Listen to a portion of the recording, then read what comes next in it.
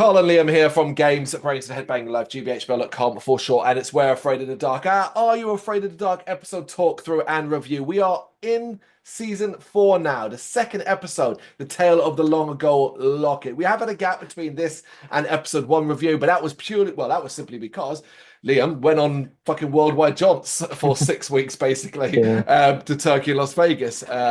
So yeah, we had to have a little bit of a gap. That was cool. That's cool. No harm. Don't exactly think people were kicking down the doors to see the next week review, do you know what I mean? So it's kind of like, it's all good. But we are back and we are going to start continuing into season 4, getting into the meat of this. The Tale of the Long-Ago Locket, written by Gerald Wexler and directed by David Winning. So this is a kind of fairly straightforward one. Cast that includes Paul Hopkins as Lieutenant William, Kim Johnson as April, Joel Gordon as Josh, Peter Colvey as the Redcoat Captain, Victor Knight as Mr. Olshuck, Rachel Glatt as Miss Ritter, and Will Fredley as Jimmy Armstrong. Speaking of Will Friedle, he's most famous for apparently portraying the older brother Eric Matthews in the series Boy Meets World. I know that series is pretty famous, but I've never watched it. Have you?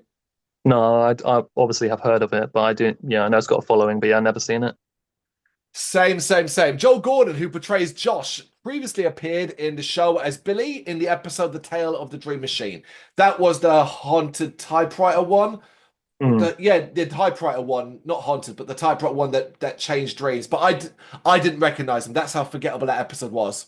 Yeah, me neither. Apparently, he and Will Friedle would later reunite in the film My Date with the President's Daughter. And I've never seen that film, but that sounds terrible. I do. Yeah. Peter Colvey, who portrays the Redcoat Captain, previously appeared in the series as Mr. Anchors in The Tale of the Full Moon. Now, I'm going to put it down to the outfit and the brief times on screen why I didn't recognize him. Consider Mr. Anchors in The Tale of the Full Moon, the next door neighbor werewolf one, was quite a big role. I was Mm. surprised I didn't recognize him. Yeah, no, me neither. So you're not alone. And lastly, Rachel Glatt, who portrays Miss Ritter, had previously appeared in the series before. She played the Dark Lady slash Phantom in the episode The Tale of the Super Specs. You can easily be excused for not recognizing that because she's briefly on screen at the end. It's not much of a like I'd be surprised if you remembered it. Sounds like this might be one of the episodes that have had the most reused people in it up to this point, I would say. Well, we are getting more and more like this because more and more episodes I'm noticing every time I come to do my notes, I'm like, oh, it's got a lot more of this person appeared, this person appeared, this person appeared, and so on. Mm. But let's get into it now. It's a Sam story. And the night begins with Sam quietly reading a book in the storyteller's chair. She's focused on reading the book. She doesn't notice anyone else arriving. They manage to break her concentration and she reveals she's reading a history book, which, of course, Frank, being a bad boy, mocks this. But she fires back, mentioning a time when he asked her to study with him after school. But of course, do you know what I mean? Frank just plays the after smooth motherfucker. He's implying he had other ideas and even getting in a dig about Gary. And I was like, go on, Frank. Is they proper? He and Gary are proper hit those like later teenage years. You can really tell sometimes. Mm. And there's some quite interesting drama amongst the storytellers in these next few episodes. Yeah, it's really something they should have really kind of played into the more we went along. But hey, so Sam tells her friends that some people think history can be boring because it's all about stuff that is gone and forgotten. Her story is about a guy who finds that the old saying is true: history always repeats itself, and if you don't learn from the past, you'll be doomed to repeat it. And of course, everybody looks like they're really excited for this really boring story. And immediately I was like, oh my God, I swear we've done this story before, but here we go. Yeah, submit for the approval of Midnight Society. This is the tale of the Long-Ago Locket. How familiar were with this episode going into it? Yeah, I mean, I'm always a little bit familiar. There's always little bits that come back to me, but not completely familiar. Usually, if I can't remember it that well, it usually indicates to me that it wasn't particularly good. Yeah. We're in territory that's well beyond my knowledge level now, and that's so I had no idea. But I actually, even trying to think back to it earlier before this recording, I got confused between this and the Headless Horseman one. Well, I can see why. I can see why. Yeah. So Jimmy Armstrong is a love-struck teen staring at his friend April in class. He's too shy to tell her his feelings, though. Later on his way home, he's walking through some woods when he hears what sounds like horses neighing. He thinks nothing of it and carries on, but as he passes by some bushes, he finds an old knife just laying on the grass. And he reaches for it, but a hand comes out of the bush and grabs him. Now, if this was Goosebumps, this would have been the cold open, and that's where we'd have had the cut to the opening credits, opening scare. It felt so Goosebumps. I'm always thinking that as well. It's true. Of course, he screams, and the owner apparently runs off into the trees. The next day after class, he gets this courage to speak to April by their lockers. It's awkward as hell as he tries to impress her. He's a decent actor when it comes to kind of coming across a bit awkward and like shy. He then pivots to go into a skating rink on Saturday together, but along comes their friend Josh.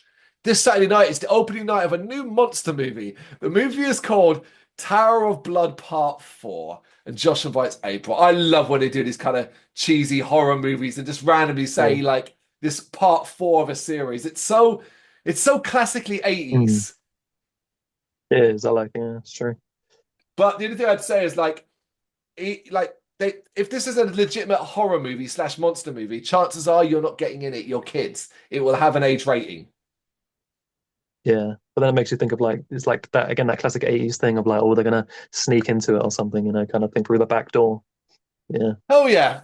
But April tries to say that Jimmy was going to ask her to do something first, but Jimmy panics and leaves. And on his way home, he ends up looking at a kissing couple really jealously. I got very confused about this because like their conversation in the hallway implies that him, April, and Josh are all friends. So forget Mm. the feelings part. Why was he so awkward around April if she's a friend? Like I don't fully quite get Mm. that. Yeah, you're right. But also, when he was looking at the kissing couple, he got the sort of vibe of him being like a rampaging murderer, being like, "They're not. If I can't get a girl, nobody can," and going around killing couples. That'd it'd be interesting if we went They, that way, but unfortunately not. I think they just released a movie on Netflix that's kind of got that plot about some killer that Hmm. kills couples or some crap like that. I saw a trailer for it or a Uh, preview. yeah. Anyway, back in the woods, he comes across the mysterious owner of the knife who is running around. Jimmy manages to get his attention, and it's clear this person is not of this time, how he's dressed. He's also panicking, asking Jimmy if he knows the way to Harrisville. The man is being hunted by British redcoat soldiers of the American Revolutionary War, it seems, and tells Jimmy to come with him, otherwise they'll hang him. Now, like it's not this, but like we've seen like Goosebumps, Tower, the what was the episode called? Welcome to What the haunt is it Haunting in Terror Tower? Is that what it's Yeah, called? Terror Tower, that one. It's Yeah. a similar vibe to that. It's where time periods cross over kind of thing. And it's so unoriginal immediately. I was like, oh God. And the fact that it's based around sort of an American Revolutionary War thing was even less inspiring. Yeah. I'm at this point I'm kind of with how they all groaned at the beginning when she did her little setup. That's kind of how I'm feeling. Also, I kind Yeah, of think it's yeah. like interesting, just quickly going back to that, it's interesting that they do that. I know I've always in the past I've commented on how like I would like to see more opinions, like real opinions from them about the stories. But at the same time, is it a wise decision to have them all kind of like groaning at her setup, like in terms of you being the audience? Because it kind of made me feel the same way. And it's like that's not maybe the best way to start out if you want people to like go into it with some optimism, that could be good. I gather the point. I gather the point was it was, oh, history, how boring, right? I gather that Yeah. was the point. I guess they know that like maybe people of similar age are watching it and they would probably feel the same way about history. And she's like, no, no, I'll make it interesting by putting in ghosts and stuff. It's like, That's it. okay, that doesn't really make history interesting because ghosts aren't real. So you're just kind of making up crap to make it interesting. That's Anyway, it. You're not making it interesting. You're right. Because in fact, you'd argue when you watch this, what was the history lesson here? Because all you're doing is using historical things, e.g., redcoats, and that yeah. you know what I mean? Like, yeah, like, but yeah. So like the redcoat captain arrives and orders his men to open fire on Jimmy and this ghostly soldier. But happily, they all have stormtrooper aim. I mean, they miss from point blank range. Like they like if they're in a battle, they're all dead. So Jimmy and the Revolutionary run for their lives, but as the Redcoat captain bears down on them, Jimmy screams for his life, which obviously now cut to Jimmy huddled on the ground with April, Josh, and a few others watching over him. It's really awkward, but Jimmy plays it off as having looked as looking for his contact lens, um, which I admire the attempt to play it off, but the fact they find him huddled in a ball, it's like, yeah, it's a hard one to play off. Nice try. He does pretend to look for it, but actually finds an old button. Later, he brings that button to Mr. Old Shack, who's an antique dealer who reveals to him that came from an American Minuteman uniform from the American Revolutionary War. Over 200 years ago, the Battle of Harrisville was fought in the park. Jimmy passes through it every day. So I guess that's the bit of history. The problem is this story is fake nonetheless. It's not like she's using a real historical battle that could be really interesting to learn about. Yeah, exactly. Anyway, life carries on, and while playing frisbee in the park with April and Josh, we get the next development in this mysterious tale. After accidentally throwing it too hard, Jimmy goes to retrieve the frisbee. While getting it, the redcoats arrive, and he is captured. So basically, folks, what's kind of clearly happening here is time is crossing over at certain points, but the why and how is never really explained. And by the end, it's Mm. never made clear either why this has started to happen, why Jimmy was chosen why it's happening to Jimmy or anything like that. It's just happening. Yeah, yeah, that's right. Jimmy is to be hanged, but he is saved by the revolutionary soldier, who, after saving, reveals that he must get to Harrisville to see his beloved. It turns out basically they've got similar things. They both love a girl, uh, and they don't have the Mm. confidence to say it. But this revolutionary soldier is now desperate to get it. So there we go, folks. It's not even about like he's carrying a message that can change the fate of the war or anything like that. Like it's not about any of that. It's simply about bird, Yeah, girl. yeah. So yeah, he needs to get to his love for his friend Emmeline, and she is to marry a man she doesn't love. And he's got to get there tonight to stop the wedding. So yep, it's that whole thing. All right. Tragic. Tragic. It is indeed. Particularly as his plan to show her his love. It's to show her a locket, a symbol of his love. Okay. He It's then gives simpler, simpler, Jimmy. simpler times, man. Simpler times. Yeah, I mean, like, what confuses this part, right? Though, because so like that though implies that he knows she loves him too. Mm. Because if you're going to interrupt her wedding, Yeah. like, and what it screams like is a bit white knighty when he's like, yeah, she's marrying this guy she doesn't love. I know that for sure, and I'm going to rescue her. And I really want to see the part where he gets there and goes, don't marry him. I love you. And she's like, yeah, but I don't love you. And I'm actually love this guy. That's why I'm marrying him. Like, that actually is that's what happened. Yeah, it's probably best he doesn't go, to be honest. And you can picture this revolution as being a guy who hides in his mum's basement practicing with swords. Because what does he give Jimmy as a symbol for their friendship? A dagger. Okay, buddy. Gonna cut April's heart out with the dagger. Yeah, it's looking very deeply problematic this episode already, man. Anyway, Jimmy finally puts the pieces together and asks him the year, and the soldier reveals it's 1780. The redcoats are coming though, so Jimmy and the soldier separate. Jimmy runs and ends back up in normal time, almost being run over by a truck. However, he still has the knife he was given, so takes that to Mr. Olshuck. Mr. Olshuck identifies the knife and reads an description that confirms the knife as belonging to Lieutenant William. And really, oh, I'm so impressed by Jimmy's interest in history. Mr. Olshuck gives him a book to read, which happily is a book that ties into everything we need to know about this episode. As he learns that Lieutenant William was captured and hanged en route to Harrisville. He was hanged on a willow tree that is now known as Hangsman Tree, and it still stands. And then looking at the calendar, Jimmy realizes that today is the day the execution happened, and he realizes that he has to try and help Lieutenant William. So that's our setup for the final section. Yep, there's nothing wrong with the setup. It's fine. It's fine. Ooh. Sure. After class, he meets with Josh and April. April is concerned about him, and tired of the questions, Jimmy reveals the truth, which naturally goes as well as expected. However, Josh's boombox gives Jimmy an idea and he borrows it. April wants to go with him to help, but he insists on doing it himself. So, even up to this point, Jimmy is just obviously an idiot because the whole thing is like, oh, I really like her. She doesn't like me. Man, oh man, could she send any more I like you and want to hang out with you signals? Yeah, and it's just like another one of those like examples of where I get it, like the target audience of people that are supposed to be watching are people that can relate to like that kind of scenario of like liking somebody and the issues you can have of that at that age with like love and all that kind of crap. But at the same time, it's like it kind of frustrates me as like someone that's a bit older because like there is literal time travel stuff happening, and it's like he's not interested in that at all. He's just interested in still like his silly school drama, and that's just like frustrating to me. Well, by the end, I mean, I don't. I'm going to jump to the end here, just because, like saying that, like the most frustrating thing for me about this is that history gets altered significantly, and nobody Mm, acknowledges that, and just goes, "Oh, isn't it lovely that the guy who was supposed to have died, quite an important piece in a war, got the mm. girl?" And I'm like, "But what did that change in history? Who lived and who died because that love story played?" Like so many things. The butterfly effect is seriously, and we will never, like, fucking Sam just goes, "Yeah, at the end." And it's like, no, Sam, you need to follow this story up. Yeah, I mean, by that could change so many things. Like people that were going to exist may not now exist Yeah, because people didn't get together that were supposed to get together. It's like Back to the Future, man. If Marty and Marty's parents don't get together, he doesn't exist, man. Come on.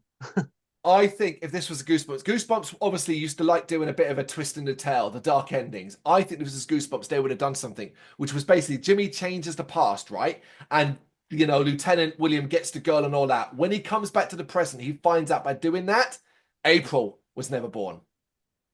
Definitely. That'd be such a great twist, or maybe Yeah, it affected even his own timeline somehow, his own like lineage, like somehow yeah. it erased even like himself or something, like as a nice twist. Yeah, like, that'd be great. But that's always kind of the lacking part with I for the Dark compared to Goosebumps, as we always say. When he's said many times in these episodes, this doesn't always have that little stinger at the end that Goosebumps always Hmm. had. That would also sometimes be, like you say, be kind of like a darker conclusion. It wouldn't always be the happy ending. Yeah. Yeah. Yeah, you're right. It is the biggest difference between the two shows. You kind of forget that over time. You kind of think they're the same. They're just doing the same thing, but just two different setups. But no, no, significant difference. Okay. Right. When he gets to the woods, he finds the red coat about to hang Lieutenant William. Jimmy hides in the bushes and turns on the boombox, basically creating loud music that sends the redcoats running. And while they're distracted, Jimmy frees the lieutenant. It is a short-lived ruse, but enough to get Lieutenant William free, and Jimmy guides him to Harrisville. He reminds Jimmy that, look, if you love April, you must tell her as soon as you can. Jimmy runs with the red coat captain right behind him and sees April waving at him. He screams for her to run and grabs her, with them both falling to the floor. When they look up, it's the present time again, and it's actually now just a teenage girl riding her horse. Seemingly, the event has ended. I don't particularly know why or what changed or what was specific, but it just ends, and Jimmy kind of hopes aloud that Lieutenant Williams survived, and now uses this opportunity to reveal his feeling for April, and she's happy about it, obviously. Um, the inscription on the locket magically changed from Lieutenant William into Captain William, and this proves that history changed as Lieutenant William made it to Harrisville and got promoted to captain. And that's what we were talking about a moment ago. Mm. Also, quickly going back to one thing, Mm. I might be completely wrong here, but when he sees the girl on the horse, is she not the girl from the episode "The Tale of the Hungry Hounds"? The episode that is about the girl that's like a ghost that rides horses. Because like I swear that is exactly her. I might be completely off, but she looks really similar. I It's like I it's thought, not mentioned. It's not mentioned as a fact, so I'm going to say yeah, it's not. It might just be a coincidence. I don't know, man. I'm possibly wrong, but I'll have to check after to make sure. It Yeah. is it is a possibility. I didn't copy that piece of the notes, so you could be right. Um, but on the ground, he finds a locket inside a small portraits of William and Emmeline, and this reveals that they did get together at the end. And Jimmy now puts it around April's neck as a sign of love, and they walk off hand in hand. What a gift! Hi, girl, I really like you. Here's a locket I found on the ground with two stranger portraits in it. Please have, like, tell me the fuck, Jimmy. Just weird, right? That's what every girl wants, right? As the story ends, Sam says that the night Jimmy checked the book that Mr. Olshat gave to him and it had changed. It said that he made it to Harrisville, proved his love to Emmeline, and married her. And I said we could ask so many questions about that. Why, what, where, and even Sam, like she's as for Jimmy and April. Well, you'll have to work it out yourself. You lazy storytelling! What the hell? That's almost as bad as when Poe in Star Wars says somehow Palpatine returned. It's almost as No, bad as that. nothing is as bad as that. Nothing. I saw a joke the other day about Andor. Totally off topic here, but like Andor and Cassian's over there working his ass off. Also, we can hear the line, somehow Palpatine returned. That's the only reason to think about it. Remember, Andor's a waste of time because he's dead. Spoilers, everybody.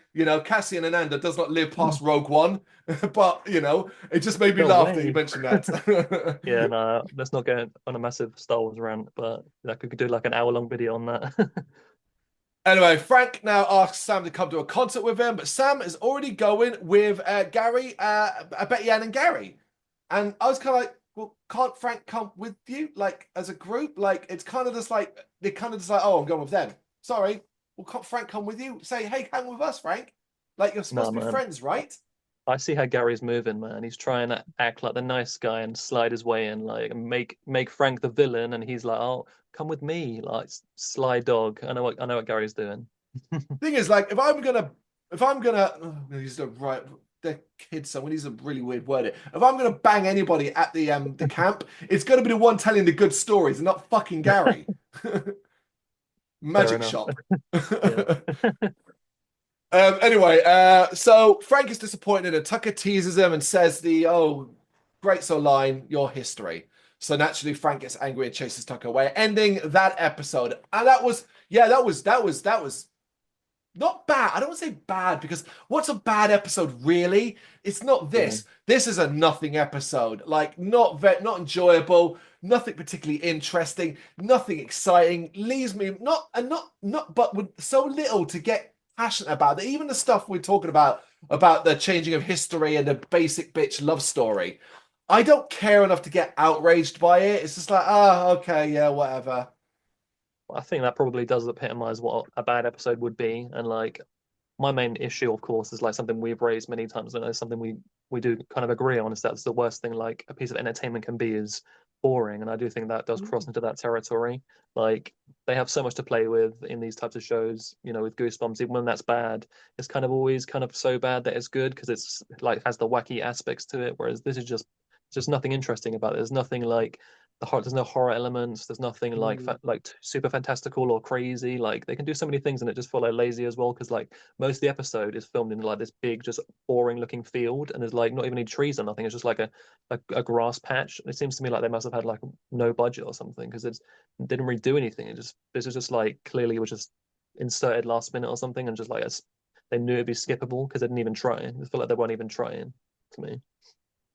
Well put. You do, yeah. You make a strong point about the way they were. You're right, actually. So much of this just takes in this, and like it's like not even like a forest area. It's like there's a couple of trees here and there. Sometimes they go in a bit deeper, but most of it's just this field. Yeah, Yeah, it might even be real. I wouldn't be surprised if it's like put some fake grass down, just filmed something on a tiny yeah. little patch of grass. Yeah, I thought they had like had spent more time also focusing on the friendship between, the main guy and the guy from the past, like maybe built up their relationship a little bit, but they didn't even really do that. Like they could have, maybe they could have done a funny thing where like the guy from the past is coming in and he has to like try and like take care of him in the present day before he can solve his issue. Like like kind of California Man with Brendan Yeah. Fraser type situation. Like you could do that sort of fish out of water type of thing. You could do some comedy. But they didn't even do that. It's just like it's so obvious to do that, but they didn't even do it. It's just like they took the most lazy approach imaginable. And like I said, I take issue with her being like, I'm going to educate you about how interesting history is, but then you insert time travel and like ghosts and like all this other crap, and it's like that's just stupid. The mad thing is, the tale of I keep forgetting the name of it, Terror Tower. Well, that Yeah. had the sort of magic, right? That had magic for the time travel aspect. There's certain argument, there's certain parts of history that could tie into soothsayers and elements like that. That at least did sort of British history in a cleverer way than perhaps this did. This is really weird because they probably had a decent opportunity here to really maybe just actually chuck some interesting elements to do with the American Revolutionary War in. They probably had the opportunity, they just didn't. Yeah, I mean, I just don't understand what part of his history she's trying to just teach about. I guess about how like barbaric it was in some way, or like how people got hung and like there was love and people got torn apart. Like I don't really, it's like you said, it's not even like educational really either. Mm. Yeah, plus Yeah, I we're think it's we're from. we're in England as well, so aren't we pro redcoats? I mean, that's true. I mean, I'm kind of tired of being, always being shown as the villain, but yeah, there you Yeah. go. Yeah, you summed up nicely enough. I'm not going to add anything else there. That is the tale of the Long-Ago Locket, folks, from episode 2 from season 4. You got any thoughts on it you want to share? Did you find something interesting about it or potentially historically accurate? Let us know in the comments. Thank you very much for watching. If you've enjoyed what you've seen, please consider hitting that like and subscribe button. It does help us out. You can find us at gbhbl.com and across all social media platforms. And if you really want to give us a bit of extra support, please consider buying us a cup of coffee over on our coffee page. Thank you.